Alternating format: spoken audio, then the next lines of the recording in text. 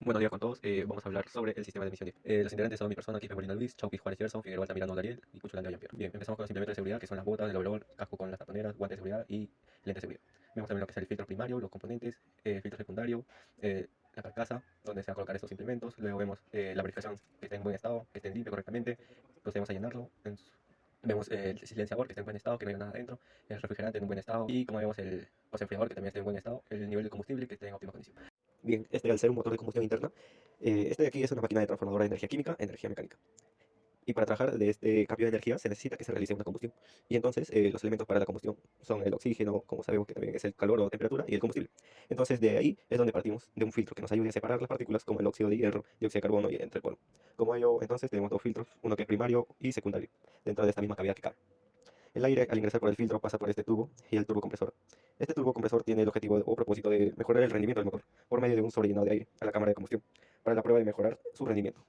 También el turbocompresor está constituido por dos elementos, unidos por un eje sólido en la parte central que tenemos en la parte del compresor que envía el aire a los cilindros, mientras que el turbo, o sea que cuando los gases de escape o residuos productos de la combustión salen del motor y entran por esta parte del motor, haciendo girar rápidamente esta turbina.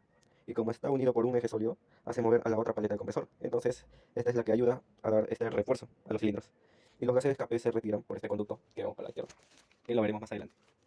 Bien, una vez comprimido este aire, es evidente que tiene una temperatura muy comprimida, ganando una temperatura mayor, la cual es aproximadamente 160 grados Celsius. Y por ello se creó el postenfriador. Es donde el aire es anunciado por estas rendijas, bajando por toda la parte de arriba hacia abajo y por medio de estos disipadores de aluminio que podemos observar, haciendo que el calor se transfiera hacia la parte exterior, ocasionando un descenso en la temperatura que puede llevar a los 55 grados Celsius aproximadamente. Al disminuir la temperatura del oxígeno, tenemos mayor densidad y esto ayuda al rendimiento del motor, como también su potencia, como su mejora al quemado de combustible. Luego pasa por esta manguera hasta llegar al múltiple de admisión, que distribuye de manera adecuada para cada cilindro y llegando al ciclo de trabajo del motor, que como sabemos es admisión, compresión, trabajo y escape. Una vez hecho el ciclo, pasa por el múltiple de escape, que recolecta todos los gases residuales de cada uno de los cilindros, que va hacia nuestro turbo, que hace mover las aspas, que hace mover la aspa del turbo, y que son evacuadas para salir por el silenciador, lo cual ayuda a disminuir el sonido para las explosiones que hace dentro del motor. También se dio uso al tacómetro, ya que para poder realizar estas pruebas se tuvo que calentar el motor o llevarlo a una temperatura de 80 grados. Bien, en esta parte utilizamos la herramienta que es el pirómetro, como podemos ver en la imagen, en la grabación, lo cual nos permitió guiarnos de la manera más posible entre el manual del fabricante que tenemos establecido y con el valor real que nos da la propia máquina. En este caso utilizamos lo que es el pirómetro, dándonos una variación entre 2 a 13 más o menos grados Celsius. Bien, primero empezamos a medir lo que es el turbocompresor, en la parte del compresor, en la parte inicial y en la parte final del mismo componente, que es el turbocompresor. Bien, después llegamos a pasar a lo que es el múltiple de admisión, lo cual nos dio una variación de 2 a 13 grados Celsius.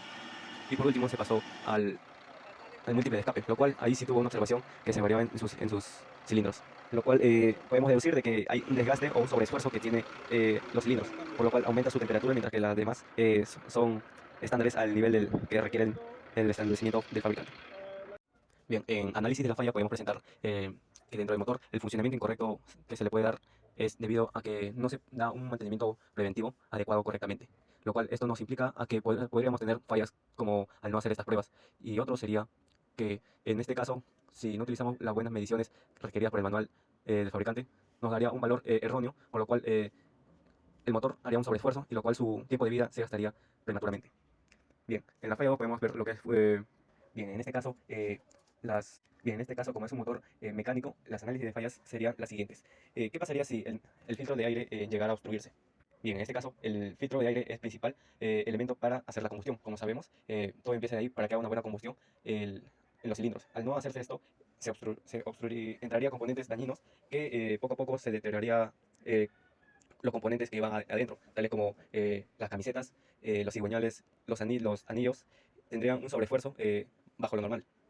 Y por lo tanto, eso se vería reflejado en un sobreesfuerzo al cargar, hacer un carguillo de un material. Lo cual, lo primero podrías hacerse un chirrido, un sobreesfuerzo o empezar a sonar, a hacer ruido.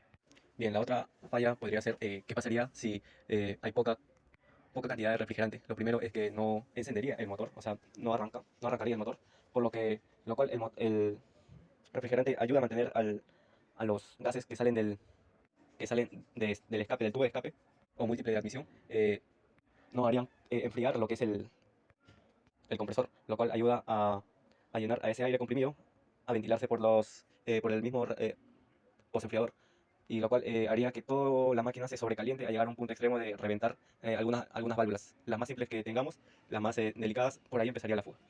Bien, como sabemos, el turbocompresor es un elemento también vital para la compresión del aire. Bien, esta va la pregunta. ¿Qué pasaría si el turbocompresor empieza a fallar?